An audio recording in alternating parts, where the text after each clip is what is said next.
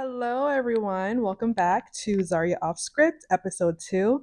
I am your host, Zaria, and we are keeping it off script today. Thank you guys for joining me again. I am really excited, really nervous. Recording these podcasts, especially alone, I definitely took into consideration what that would look like for me because I don't have a studio live audience and I don't have a co host. It's just me. So being able to keep up conversation and like continuing to engage was something that I definitely thought about, but I didn't gauge how involved it would be. And so it's just something that I've been thinking about and like practicing on. I'm really good at talking alone when I'm by myself, but to do it now on camera is like, girl, that's schizophrenia. Let's tap. Let me not make that joke, y'all. Sorry, too soon, too soon. But yeah, just the creativity of it all is really interesting. But I'm really excited to say the least. Really happy to be here, and I thank you guys for joining me again. So today I kind of wanted to talk about something a couple different things. The first thing I want to address is how crazy social media has been the last couple weeks since Love Island has ended and the reunion just ended. I don't necessarily want to speak about Love Island, mostly because I didn't watch it and I'm not necessarily a fan of it. I am, however, on TikTok and Twitter pretty heavily. And so I'm very involved in the conversations that are being held online. Let me tell you something. Y'all have lost the plot entirely. Entirely. The way some of the conversations and the stand has gone regarding these people who are regular people, mind you, very much your average everyday civilian who just so happened to go on a dating show and gained a little bit of a fan base along the way. Whoa, like the Stan Wars are crazy. Let's start with the fact that, like I said, these are your normal everyday people who went, or at least it was supposed to be like that, right? Your normal everyday people who went on a game show to find love, and there's some a monetary prize at the end that's supposed to be like an extra little kick. But the whole point is to find love and it's like a social experiment, right? The way people have come out of this show like gaining a certain level of stardom and a fan base is insane. Now I want to talk specifically about the anti-blackness that I've just been witnessing, and as most people have been witnessing online regarding the black women that were on the show. And let's like be more specific, the dark skinned black women that have been on the show. It has been really really insane to witness because, man, like, also recognizing that a lot of it is coming from other black women and a lot of dark skinned black women, that self-hate that they are existing in and therefore like projecting onto these cast members are in is it's really just insane to experience and or witness, not experience, but it is insane to witness. I just can't imagine the level of, self-talk that these cast members have to do that now, and self-preservation that they have to tap into to be able to keep a healthy mental and ground themselves in their reality, knowing that these people do not know them, these people do not own them, they don't own that, they don't owe them anything.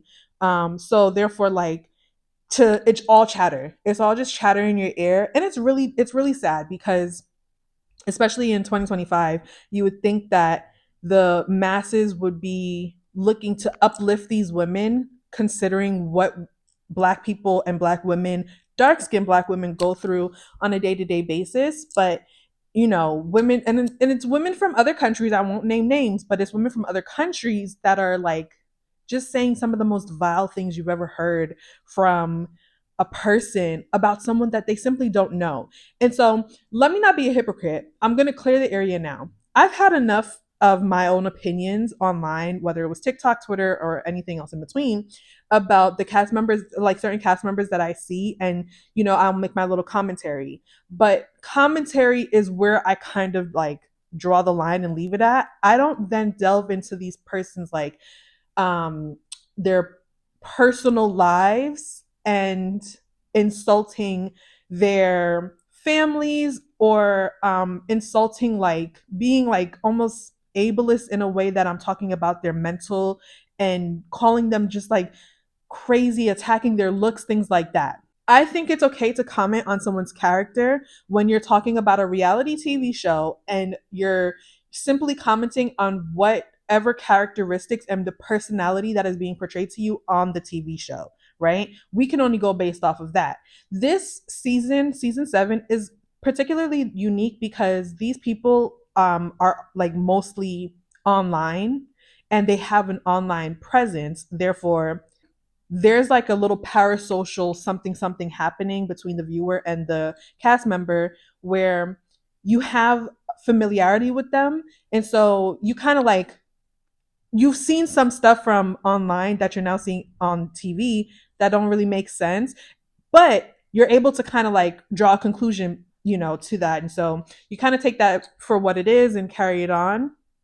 Again, I have my own opinions based on what I'm seeing and also just like using critical thinking, things of that sort. I can draw a conclusion on someone and drop it right there and move on with my life. The way that we have seen these people go on TikTok and these people go on Twitter specifically, I'm naming those two things specifically because that's where most of this conversation is being held. The way these people are like almost like defending the people who are getting rightful criticism, I would say, tooth and nail, and defending bad behavior, and at the same time insulting their counterparts, their cast members or castmates. Um, it's really weird to see because it's like, why do you feel so entitled to these people? Why do you feel so entitled to, you know, this energy, this conversation? It is a really weird thing to see. And you can kind of just start to see like how people in our society operate, how like a large percent of our society operate, but also like where their mental and where the maturity kind of stunted. Because as someone who has a healthy boundary with people that you don't know but you engage with and interact with online, you would know that there's like just a line that you don't necessarily cross, but these people don't know where that line is and they kind of blur. And that's where the whole thing of parasocial came from. The whole term of parasocial and the concept and idea of it came from. You don't know where that boundary is drawn, therefore you don't know how to respect it. And that is why people feel so entitled to these people's energy. They feel so entitled to their business and their personal lives, but also they feel comfortable enough insulting these people, the Black women, so viciously and with no reason, no basis, no standing. You just feel comfortable enough to just like be nasty to these people that you don't know. And it's really frustrating for me when I'm online and I'm like reading these tweets or I'm seeing the TikToks and I'm like, y'all are crazy because you don't know these people. You are upset with a cast member from a dating show, right? A dating show, not being in a relationship or continuing a relationship, whether it's platonic or romantic, with someone that you took a liking to. So now you've began to insult this person on such a vicious level that feels way too personal, but also feels very cruel. And the digs that you're making, it's also like a reflection of how you feel about yourself. And I am having a hard time sympathizing with people on that level simply because you have to know where to draw the line. When it comes to parasocial relationships, the biggest thing that's missing there is boundaries. And unfortunately, a lot of people just don't even know how to enact boundaries within their own personal lives. Therefore, they don't know how to enact those boundaries on people that they're watching on TV. And it's really weird. And I kind of hate it. I really hate it. And I wish we could go back to like the days of quite literally touching grass. We need to all be outside. Less TV, less social media. Bring back, what is it, the Nickelodeon day of play or whatever it was. We turn off the program, take your ass outside, go and run on grass, touch the grass, plant your bare feet on the earth, and become one with nature all again because there's no way. We have created such an unhealthy relationship. It's the same. Let's take it a step further. It's like these people that are going to ChatGPT for psychological advice and creating like romantic relationships with their chat GPT or whatever they're naming it, because you can name your chat GPT. I'm not going to be a hypocrite. Again, I'd love to tell on myself because one thing I'm going to do is have an opinion, but also be able to stand on my opinion because I know my involvement in whatever I'm talking about, right? Whatever topic I'm addressing.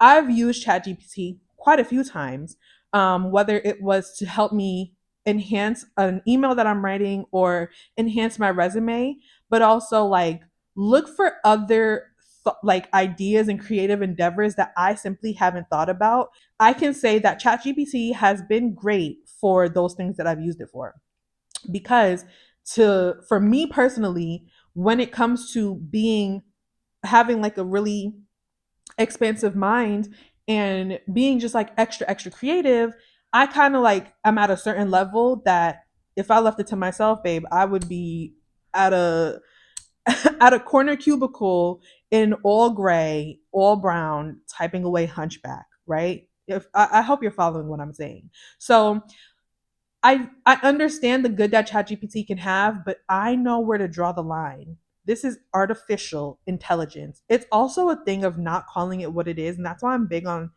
calling a thing and saying the full. We have to say the whole thing.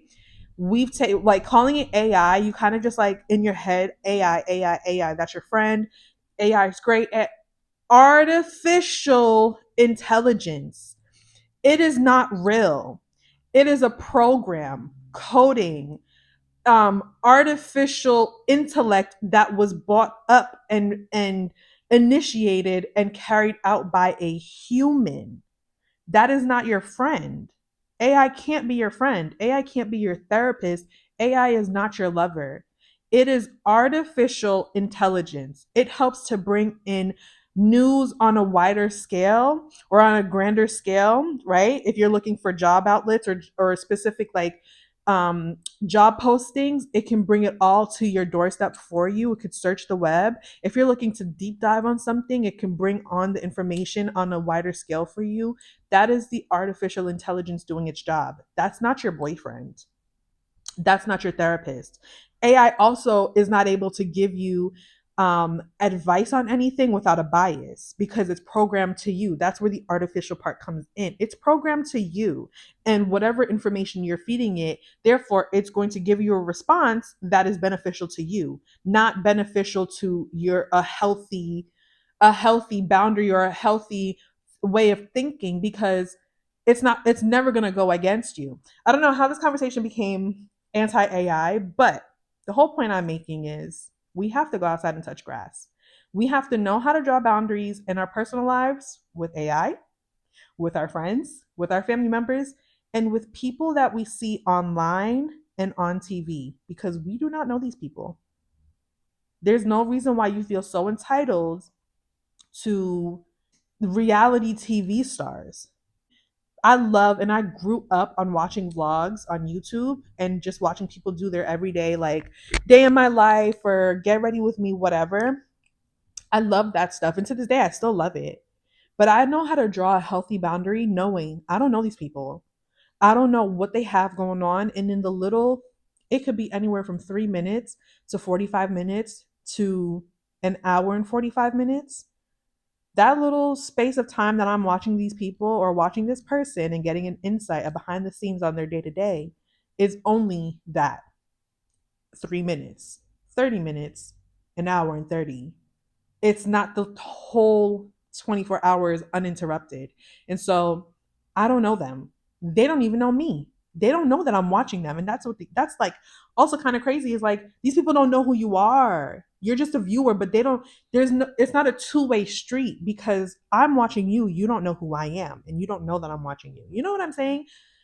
It's crazy. And I really hope we can sometimes like when you get so far along the way that you kind of circle back around to the plot or to the beginning.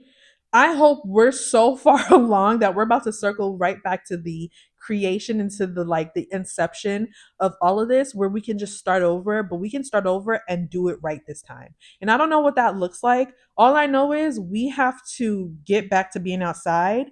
We need to create third spaces all over again and we need to touch grass. We need to cut the internet access for an hour or two a day and everybody go outside and commune with your freaking neighbors. Go and see what the nature is looking like, taking a deep breath of fresh air, or as fresh as we could get it, considering AI is literally boiling our earth. But we need to just get back outside. We need to touch grass and be in tune with our reality. So let's get into our segment for today. I kind of want to talk about dating a little bit. I want to just get into dating and like the woes of dating because it is hard. And it's really interesting because the perspective I'm coming from is someone who, like, I have such a hard time, like, finding suitors or finding people that are interested in me.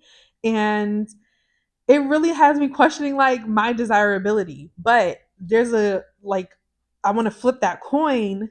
I don't like men and I don't like being perceived. Now, when I say that, I date men and I am romantically interested in men, unfortunately. But I don't like talking to men. I don't like being perceived by men. And they make me very uncomfortable when I'm outside alone or if I'm going out with my friends or whatever. I'm very uncomfortable when I have interactions with them because it's just like, no, thank you. Leave me alone. Um, but like, so the whole thing about that is it's so interesting because I was having a conversation with my friends a couple weeks ago, and also like my little gentleman friend that I'm seeing right now. Um, while we are seeing each other, we keep things very friendly and very light over here. So it is really fun that I can talk about certain things with him sometimes. But the conversation I was having with him was, you know, am I ugly? Like, I like flat out asked him, like, am I ugly? And be honest. And not in a way of like, no, like I need the compliment. Well, shit, I want the compliment too, boost my ego, but also like be real with me. Like, am I ugly? Like, what is it? Because I'm not pursued when I go out. People do not approach me on an interest level of like, damn, you fine, ma. Like, I'm trying to see what's up with the what's up, right? Very rarely, and I'm not, let me not say like never because I don't want to speak in absolutes with this, but it happens very rarely. More often than not, when I go outside, and I think for the most part I could dress. My friends, they can let me know in the comments or on the one-on-one if my style is maybe the problem, but I like to think I can dress and I carry myself a certain way. So I don't think necessarily my look is the issue. I don't, but I don't know. Um, but I also know that or I've also noticed that when I am out, whether I'm going out to the club, to a bar, a lounge, or if I'm going to the coffee shop and I decide to do it up a little bit, I will see people looking at me. And it's a little weird because it's like, I don't bite. I'm pretty nice. I like to think I'm pretty nice for the most part. I know in episode 1 I did say I'm pretty short, but my shortness doesn't negate my niceness and my friendliness, right? So um if I see someone, and the thing is it has to be mutual, because obviously if I'm mutually interested in you, I will definitely give you the time of day. But even if I'm not interested in you, like physically or whatever, I still will be nice enough where you don't feel like I'm blowing you off and treating you like shit, because I'm not that type of person. All that to say, I haven't had a lot of dating experience in my lifetime, and I like started really like actually dating when I was like around 18 or so. My first boyfriend and only boyfriend was when I was 21, and I think I dated that guy from like the later part of 21 to right around when I turned 23, or right before I turned 23. So it wasn't a terribly long relationship, but it's also been my only actual relationship where I say this is my boyfriend, he says this is my girlfriend. Now the details of that relationship, neither here nor there. Okay. But I can say he was my only relationship.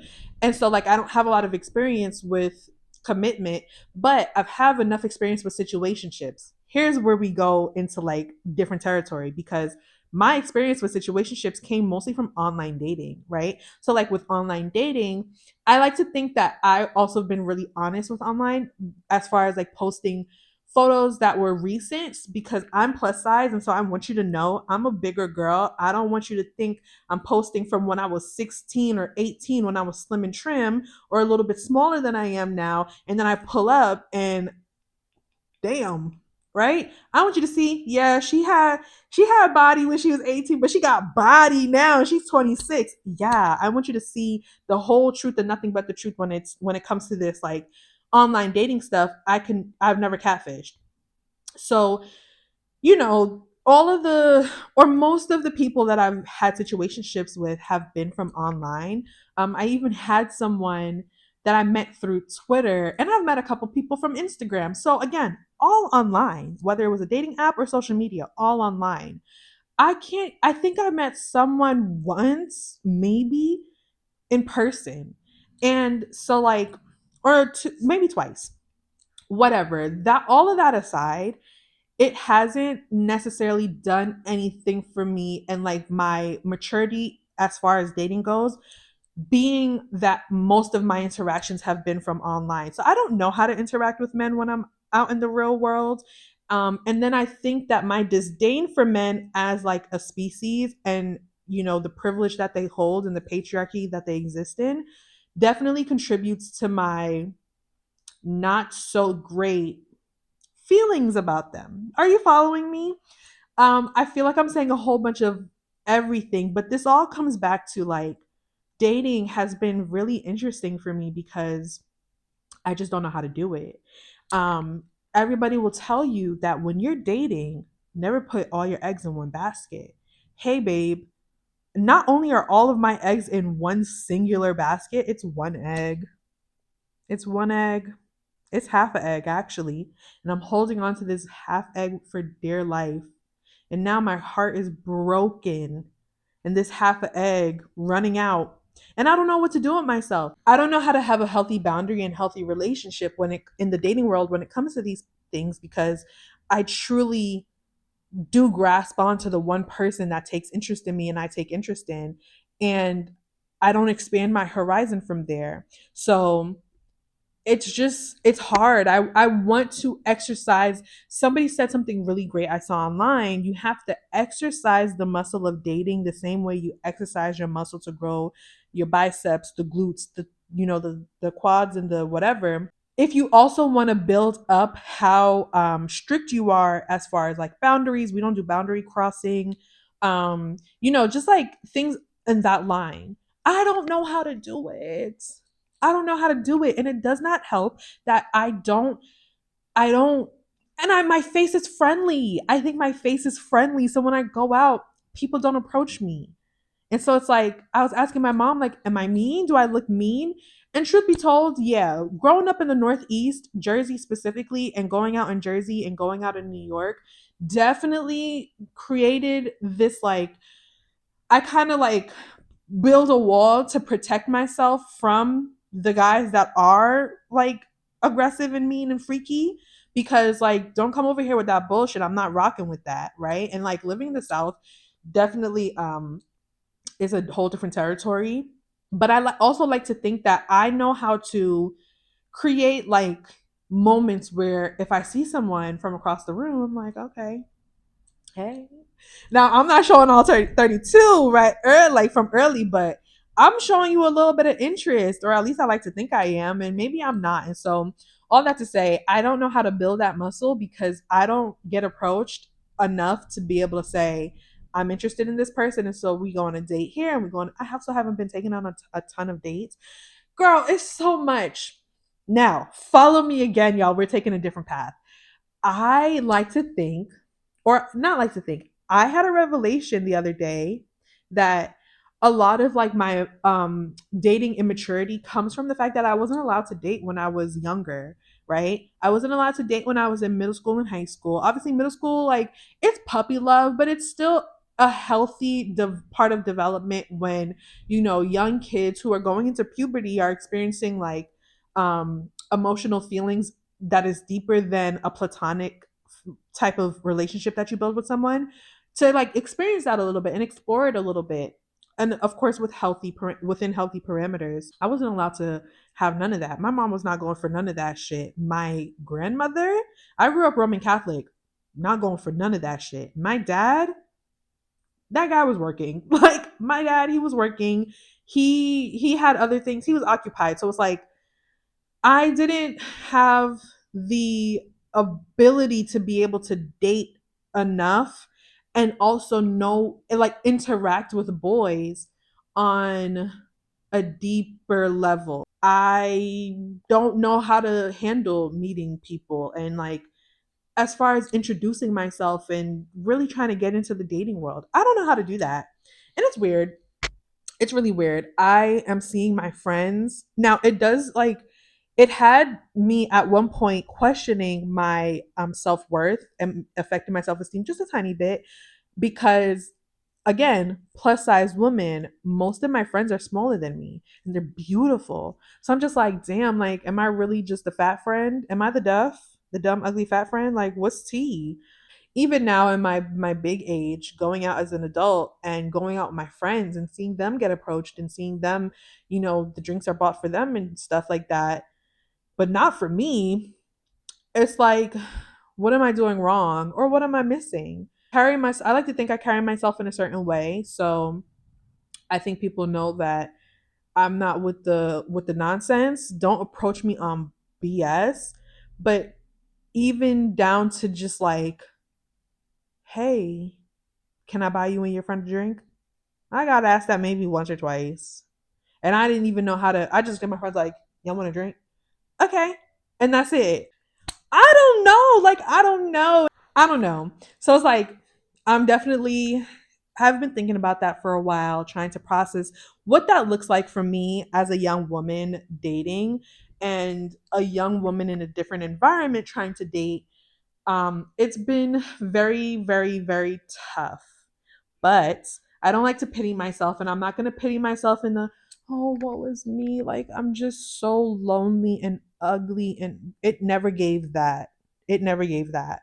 Um, Another portion of my brain likes to think that it's just a form of protection, keeping me away from like the absolute like deviance of society, but it has not protected me enough because I've met some of the craziest people. Crazy in just the sense of like, you're a man and you're going to do what a man does. And unfortunately, I'm going to be victim to that.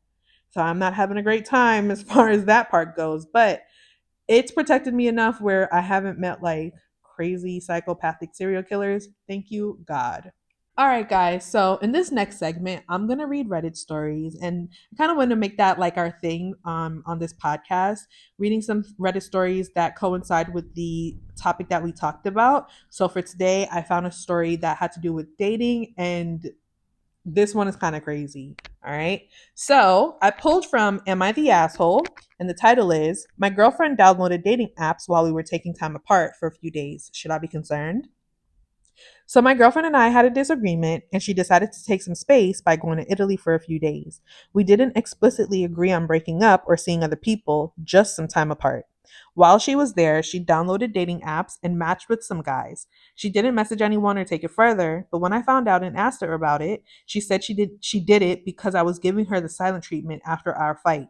I can't shake the feeling that this crosses a line of loyalty, especially since we never agreed that taking time apart meant seeing other people.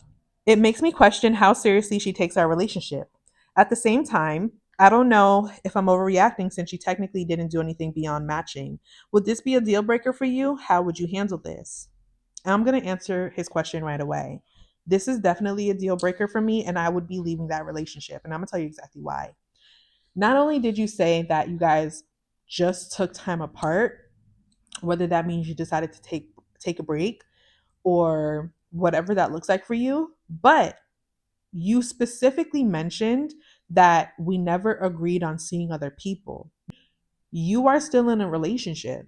You guys had an argument. Relationships have arguments. There's disagreements. There are times where blow ups happen. That does not give you the go ahead to now go on a dating app and then you expect me to believe that you were just on the app. You didn't hook up with anybody. You didn't even meet with anybody. You were just on the app and you matched with people. What are y'all talking about? What are you on the app to do then, if not to engage with someone in a romantic or even flirty level that is not your partner? And then what am I supposed to believe as your partner? What am I supposed to think after that? What am I supposed to go with and in my mind grapple with and be okay with? Why should I be okay knowing that we had a disagreement and that was enough? The silent treatment? Are you crazy? The silent treatment was enough for you to say, I'm going to get my lick back and go on dating apps, rather than you to say, I'm going to break up with you because this silent treatment is not, I don't like it. It's not something that I want to participate in, and it doesn't make me feel good. So therefore, I'm done. And then you go on the dating apps and do what the fuck you want. But instead, you decide to stay in the relationship, go on dating apps out of the country, and then lie to me about it. And you want me to believe that you didn't do anything with these people that you matched with. You have to go. You have to break up with this person. You have to leave this relationship and truly move on with your life, understanding that this person doesn't respect you. They don't respect your relationship. They don't respect the stipulations that are in a relationship, and they never will. I have come to learn that no matter how long in your relationship you are and how many like different ways that you try to plead with someone about your worth to them, if they've shown you time and time again in different ways that they don't respect you and they don't care about you, nothing you can do after that is going to make them start. You have to go. And you have to love and respect yourself enough. This is me talking to me. You have to love and respect yourself enough to know when enough is enough. And obviously, it's going to look different for everybody, but you have to know in your mind what you're willing to put up with and what you're not willing to put up with. Me personally, in a relationship with a man that I've decided to be mutually exclusive with, I'm not putting up with us having a disagreement, therefore, you going on dating apps. And then you're telling me that we just matched, but nothing happened. Get the fuck out of my face. I was born a day, but it wasn't yesterday. So, whatever weirdness you got going on, go be weird somewhere else. Leave me to it. Leave me to my business. My family will take care of me. My friends will take care of me. And I'll move on and heal from the situation. But I don't need to be here for your nonsense. So, that's my answer. Break up immediately. All right, guys, that is the end of Zarya Off Script episode 2. Thank you guys so much for watching. I hope you enjoyed having a conversation with me today, and I hope to catch you at the next one. Bye.